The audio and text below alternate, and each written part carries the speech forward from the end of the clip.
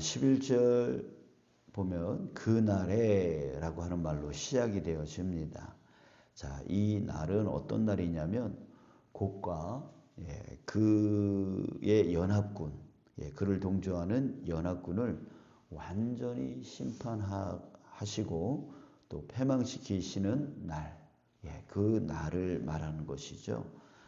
그날에 어떤 일이 일어나냐면 곡을 위하여 매장지를 만들겠다라고 하시는 거예요.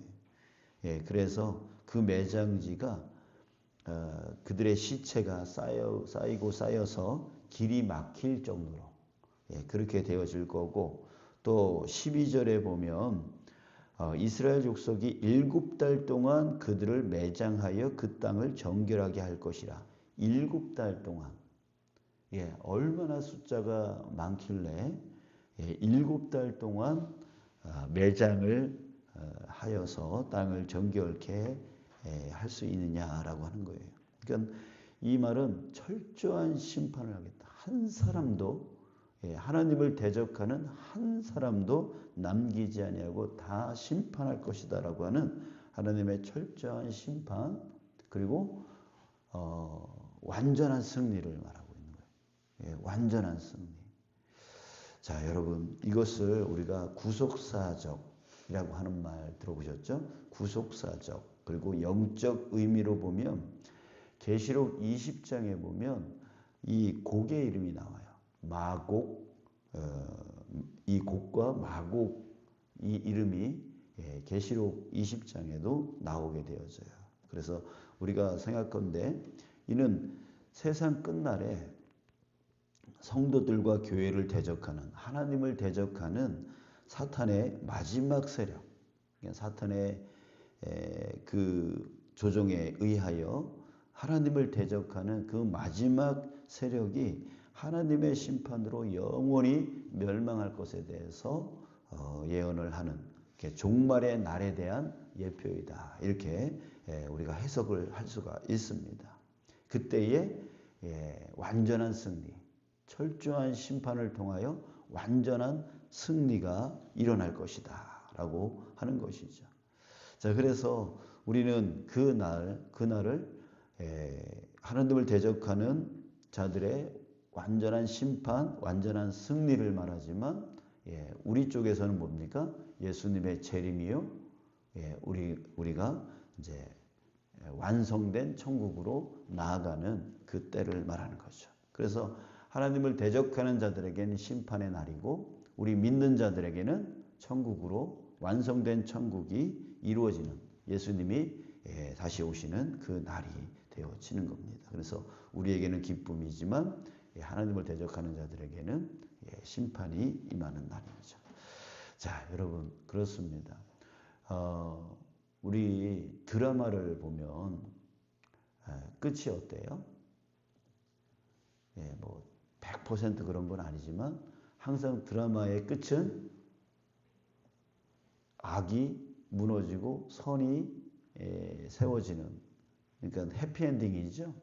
해피엔딩. 우리는 그거를 다 알면서도 드라마를 보면서 되게 재밌어 해요. 그러니까 드라마의 끝은 정해져 있어요. 아무리 악한 사람이 그 드라마에 등장하더라도 결국은 선이 이긴다. 이런 결과가 정해져 있어요. 여러분, 우리의 삶도 역시 마찬가지예요. 우리의 삶도 역시 마찬가지예요. 이 세상도 역시 마찬가지예요. 하나님의 역사의 결론은 항상 어떻게 끝나요?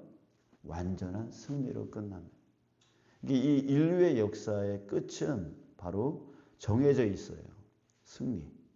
하나님의 승리. 하나님의 승리로 정해져 있다라고 하는 거예요. 그러니까 우리는 지금 그 삶을 살아가요. 그래서 우리가 지금 세상을 바라볼 때 왜 이렇게 세상이 악하지? 왜 이렇게 세상이 어둡지? 왜 이렇게 세상에 사랑이 없지? 우리가 세상을 바라볼 때에 너무나 절망적으로 보일지라도 결국은 뭘로 끝난다고요? 승리로 끝난다고요. 왜? 하나님이 그렇게 하실 거니까. 그래서 이 인류 역사의 끝은 이미 정해져 있어요. 그래서 그 끝을 바라보며 살아가는 우리 믿는 사람들은 항상 어떤 삶을 살아가야 돼요? 승리의 삶을 살아가는 거죠. 아무리 내 삶이 고난스럽더라도, 내 삶이 어렵더라도, 절망스럽더라도 우리는 뭘 보면서 가느냐면 그 끝에 승리를 바라보며 살아가는 거죠. 그래서 그 끝을 바라보는 사람들은 절망의 상황에서 절망하지 아니하고 낙심의 상황에서 낙심하지 않아요. 아무리 악한 상황 가운데 있더라도 하나님은 모든 것을 합력하여 선을 이루시고 반드시 승리하신다. 그러니까 우리 믿는 사람들은 절망할 수가 없는 것이죠. 근데 그 끝을 바라보지 아니하고 그저 지금의 눈앞에 있는 것들, 눈앞에 있는 그 낙심스러운 그 상황만 보는 사람들, 그런 사람들은 쓰러질 수밖에 없는 것이죠. 자, 여러분, 우리 눈을 들어서 그 끝을 바라보며 살아가는 그 믿음의 사람 되어지게 주님의 이름으로 축복합니다.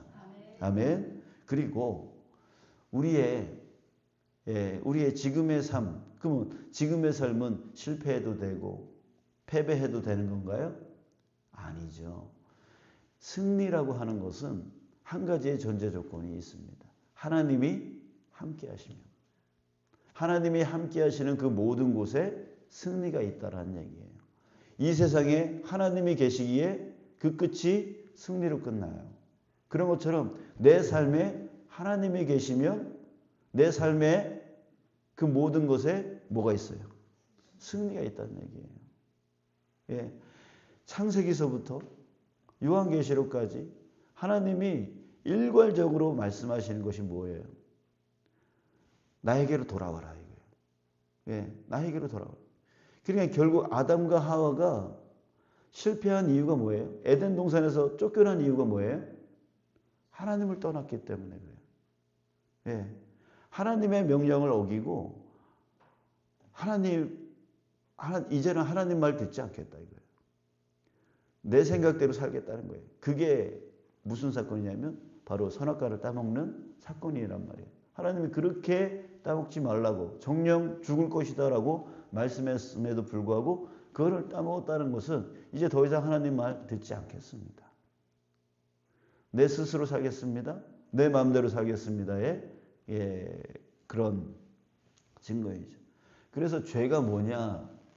죄가 뭐예요? 하나님 말씀을 불순종하는 게 죄인 거예요. 하나님을 떠난 게 죄인 거예요. 그래서 그 죄로부터 돌아오라는 거죠. 하나님께로 돌아오라는 거죠. 그러니까 아담과 하와의 실패의 요인이 바로 하나님을 떠났기 때문이고 그 이후에 그 모든 이스라엘 백성들의 모습을 볼 때 그들의 실패도 바로 하나님을 떠났기 때문입니다. 근데 여호수아와 같이 하나님께 모든 것을 의지할 때 여리고성도 이기고 요단강도 그냥 건너버리고 그리고 남부 연합군도 싸워서 아무리 앞에 있는 그 군사가 나보다 더 크고 정말 감당하기 어려운 그런 연합군 앞에 있어도 이겨요. 북부 연합군 앞에서도 이겨요. 이스라엘이 강해서가 아니에요.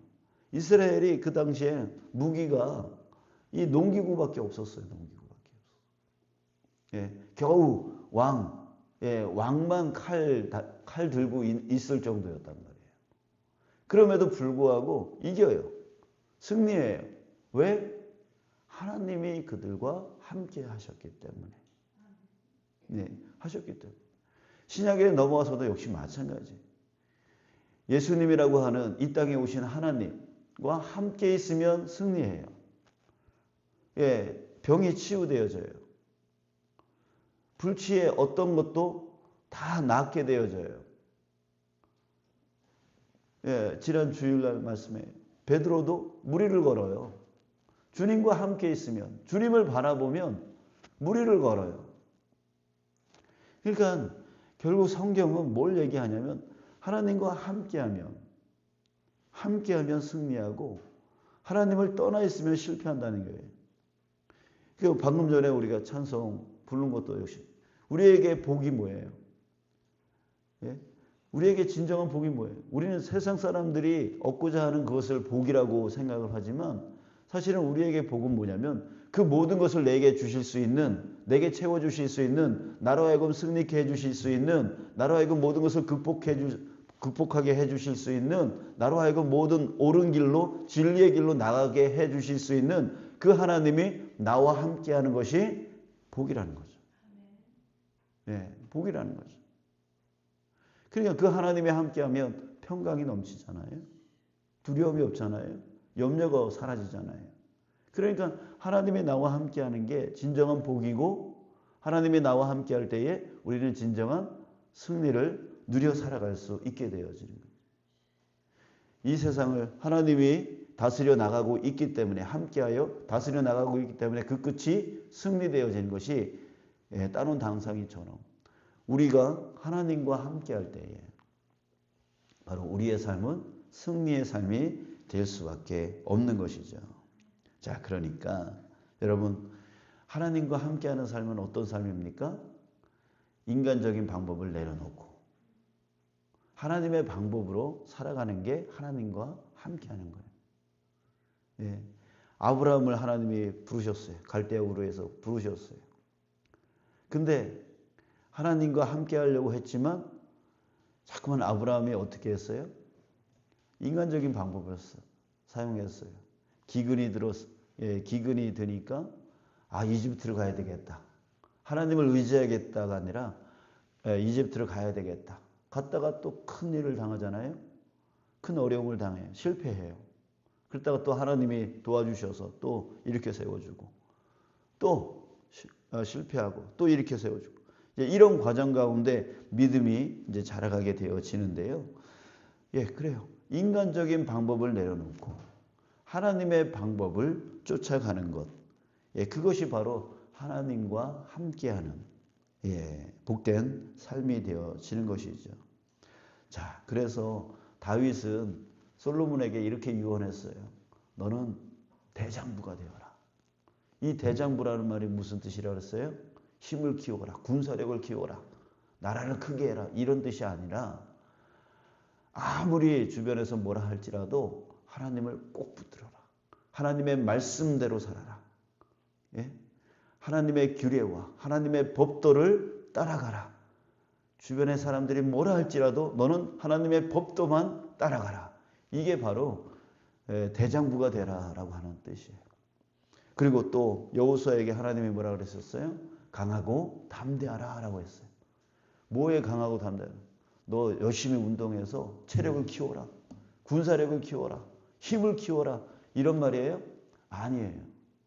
예, 강하고 담대하라라고 하는 말은 뭐냐면 그 전체를 보면은 나의 규례와 나의 법도를 온전히 쫓아가라 라고 하는 그렇게 네가 따라가면 나의 법도를 따라가면 내가 너를 책임질 거다. 이런 말씀 아니겠어요? 자, 그러니까 자, 여러분 하나님이 말씀하시는 건 바로 그거예요. 하나님의 방법대로 살아가는 거예요. 하나님이 말씀하시는 대로 살아가는 거예요. 그러면 하나님이 함께하고 하나님이 함께하면 반드시 승리한다는 거죠. 자, 여러분 우리 하나님의 방법, 나의 방법을 내려놓으시고 내가 이렇게 하면 이렇게 되겠지, 저렇게 하면 저렇게 되겠지가 아니라 하나님 어떻게 해야 돼요?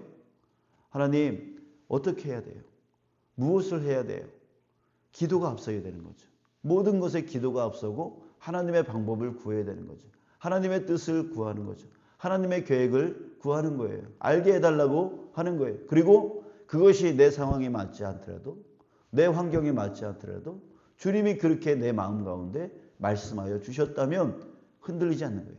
강하고 담대한 거예요. 대장부가 되어지는 거예요. 그래서 주님이 말씀하신 그대로 순종하여 나아가는 거예요. 그러면 하나님이 함께 하십니다. 하나님의 방법대로 할 때 하나님이 함께하여 주시는 거예요. 자, 이제 우리 하나님의 꿈이 우리 그런 찬양 있잖아요. 하나님의 꿈이 나의 비전이 되고, 나의 비전이 되고, 그리고 예수님의 성품이 나의 인격이 되어지고, 성령님의 권능이 나의 능력이 되어지는 삶. 이게 바로 하나님과 함께하는 삶이 되어지는 것이죠. 자, 여러분, 우리 다시 한번 하나님의 꿈을 나의 비전으로 삼고 나아가 하나님의 방법대로, 그 하나님의 그 비전을 이루며 살아가는 게 하나님의 방법대로 사는 삶 아니겠습니까? 또 예수님의 성품이 나의 인격이 되어져서 살아가는 삶이 하나님과 함께하는 삶입니다. 그리고 성령님의 그 권능이 내 안에 있어서 능력을 입고 살아가는 삶, 이것이 또 하나님과 함께하는 삶일 것입니다. 여러분, 우리 이렇게 인간적인 모든 그 연약함, 자신의 그 자그마한 지식과 지혜와 그 경험 갖고 대단한 줄 알고 이렇게 하는 게 좋은 방법이야, 이렇게 살아가지 말고 주님 앞에 무릎 꿇고, 주님, 내가 어떻게 하기를 원하세요? 주님, 내가 어떤 걸 하기를 원하세요? 끊임없이 주님 앞에 무릎 꿇고 기도함을 통하여 내 방법 내려놓고 하나님의 방법 쫓아가며 살아갈 수 있는 저와 여러분 되시길 주님의 이름으로 축복합니다.